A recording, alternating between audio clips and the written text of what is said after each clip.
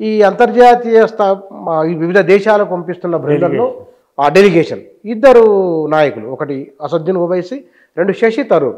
ఎందుకు వీళ్ళిద్దరిపై ప్రత్యేకమైన చర్చ మీడియాలో కథనాలు వస్తున్నాయి? వీడికి ఎందుకు రీజన్ ఏమై ఉండొచ్చు? రీజన్ అంటే ఇప్పుడు పహల్గాం తర్వాత అపరకట యుద్ధం నడిచింది 4 రోజుల పాటు 5 రోజుల పాటు.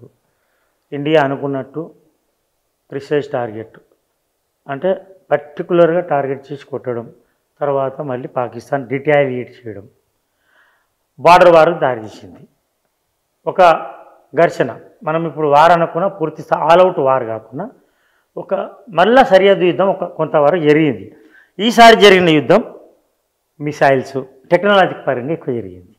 దాంట్లో ప్రపంచం ఒప్పుకున్నా ఒప్పుకోకపోయినా ప్రపంచం అయితే ఆశ్చర్యపడింది.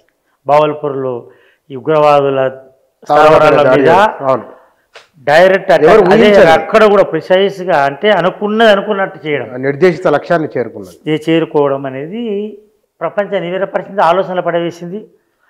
ఒక రకంగా ఈర్ష్యపడింది.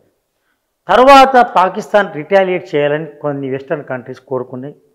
దాని ప్రకారం పరోక్షంగా ప్రత్యక్షంగా వాళ్ళకు మోరల్గా, నైతికంగా, ఆర్థిక పరంగా వాళ్ళకు బలాన్ని ఇచ్చి ఎంతో కొంత లేదు అప్పర్ హ్యాండ్, భారతదేశం అప్పర్ హ్యాండ్ కావద్దని కొన్ని దేశాలు అన్నీ అందులో మనం చూసినాం. టర్కీ వరకు, చైనా ఇండైరెక్ట్ సపోర్టు, తర్వాత అమెరికా ఆర్థిక మద్దతు, ఇవన్నీ ప్రపంచం చూసింది, కల్లారా ఉన్నది ఇదంతా. అయితే అప్పర్ హ్యాండ్ అని కాకుండా ఎప్పుడు కూడా భారతదేశము చాలా నైతికంగా, గతంలో నైతికంగా వివరించింది. మనం దేశ పౌరులం కాబట్టి భారతదేశం నైతికంగా ఉంది. Pakistan terrorist product manufacture factory అని ఇట్లా అనడం కాదు. సీక్వెన్స్గా మనం చూసినాం. ఇప్పుడు మన కళ్ళారా మనం చూసినాం. 1971 వారు మనం చూడలేము. అప్పటికి కళ్ళు తెరిచిండొచ్చు, కానీ నువ్వు తెరవలేదు, నేను తెరిచిండొచ్చు కళ్ళు. కానీ అప్పటికి ఎవరికి అవగాహన లేదు. 1971 కానీ ఇవి కానీ మనం కళ్ళారా చూసినాం. భారతదేశం ఒక మోరల్గా దాడులు చేసింది. చెప్పిన విధంగా కూడా ప్రజలు మా టార్గెట్ కాదు, దేశం మా టార్గెట్ కాదు, దేశాన్ని పాక్ ప్రేరేపిత ఉగ్రవాదులు అంతం చేయడం మా పంతమని మొదటి నుంచి చెప్తుంది. గతంలో యూరి దాంట్లో కానీ ఇంకా పుల్వామా దాడుల్లో కానీ ఇదే పద్ధతి జరిగింది. కానీ ఇంత ఒక టార్గెటెడ్గా ఈసారి కొట్టి అల్ఖైదా ఇది లాడెన్ ఆపరేషన్ కంటే కూడా గొప్ప ఆపరేషన్ అని నిరూపించింది.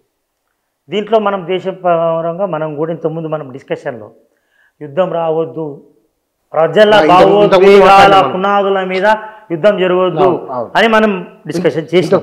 యుద్ధం రాదు కూడా, సైరన్ మోగలేదు, మోగినా అది ఆల్అవుట్ వార్ కాదు, ఓన్లీ ప్రిసైజ్ టార్గెట్స్. ఎక్కడైతే ఉగ్రస్థావరం ఉన్నాయో అక్కడ చేస్తారు, మళ్ళీ వాళ్ళు రిటాలియేట్ చేస్తే మళ్ళీ రిటాలియేట్ చేస్తారు, అయిపోయింది. ఊహించిన విధంగా కొంతమంది అనుకోవచ్చు పీఓకేని స్వాధీనం చేసుకోవాలి, ఇట్లా ముందు పోయి కరాచీని స్వాధీనం చేయాలి, అట్లా అది కుదరని పనులు. ఎప్పుడైనా ఒక ఆల్అవుట్ వార్ అనేది ఎంత వినాశనాన్ని దారిస్తుంది అనేది ఉక్రెయిన్ ఒకటి ఉదాహరణ.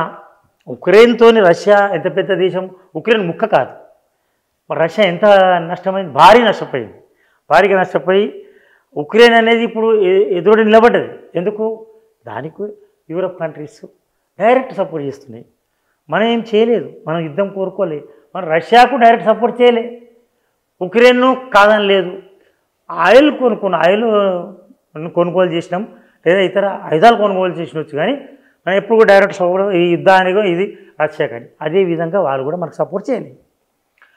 ఈసారి ఏం జరిగిందంటే దౌత్యపరమైన దాంట్లో మీరు అన్నది రెండు characters, that one from Hyderabad, one from Kerala, south India నుంచి. ఆల్ పార్టీస్ ప్రయారిటీను కేంద్ర ప్రభుత్వం కూడా అన్ని రాజకీయ పార్టీలకు వెళ్ళి తీసుకోక తప్పదు. అవును, అది ఇప్పుడు మోడీ నీతి లేదా యుద్ధము దేశం కోసం అందరూ ఏకతాటిపై నిలిచారు. రాహుల్ గాంధీ ప్రతిపక్ష నాయకుడు కూడా మీరేం చేస్తే అది అని శానిటైజ్ చేశారు. ఇప్పుడు ప్రశ్నిస్తుండొచ్చు, వేరే విషయం. నేనేమంటున్నా అంటే ప్రశ్నలు కూడా వాళ్ళు అడిగిందంటే చెప్పండి మీరు ఏం జరిగింది, ఏం జరుగుతుంది చెప్పమన్నారు. మద్దతుగా అందులో కేరళ నుంచి శశి థరూర్ అండ్ హైదరాబాద్ నుంచి అసదుద్దీన్ ఓవైసీ వీళ్ళిద్దరూ స్పెషల్ క్యారెక్టర్గా నిలిచారు. శశి థరూర్ మీద ఎంత చర్చ జరగాలో అంత చర్చ జరిగింది. శశి థరూర్ మీద డెలిగేషన్లో 7 డెలిగేషన్లో ఒక్కొక్క ప్రాంతానికి యూరోప్ కంట్రీస్కు శశి థరూర్, లేదా రష్యాకు ఒకరు, చైనాకు ఒకరు, తర్వాత రష్యా కనిమొలి కనిమొలి కూడా తమిళనాడు నుంచి కూడా రిప్రజెంటేషన్ ఇచ్చారు.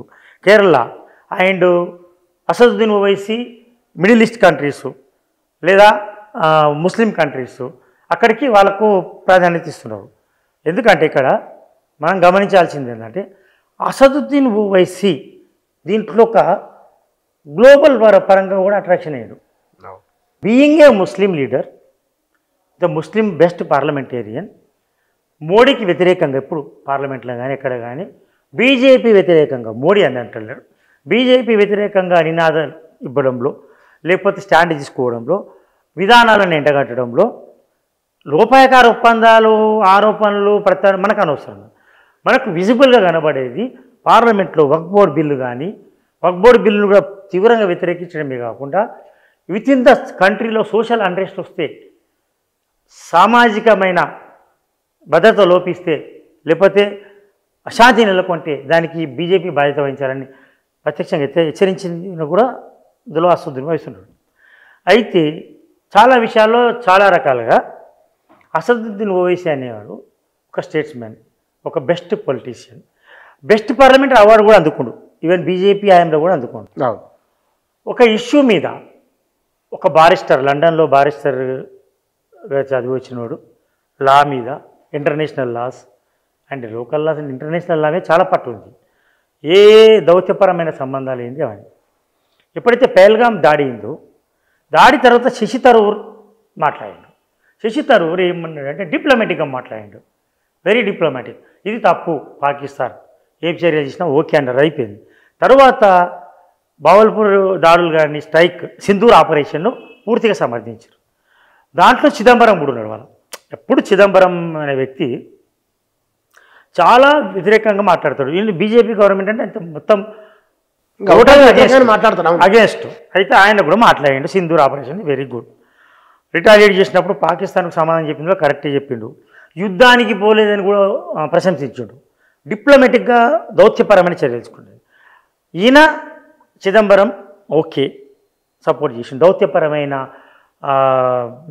ఒత్తిడి ద్వారానే మనం జయించాలి తప్ప పూర్తిస్థాయి యుద్ధం పనికిరాదని చెప్పిండు. దాంట్లో Modi taken very right step అని చెప్పిండు. అండ్ శశి థరూర్ మొదటి నుంచి కూడా వాయిస్తుండ్రు. పాకిస్తాన్ను టెర్రరిస్ట్ దేశంగా చేయాలి, నేను లండన్లో వెస్టర్న్ కంట్రీస్ వాళ్ళ డ్యూయల్ పాలసీసు అవన్నీ కూడా ఎండగడుతూ వచ్చిండు.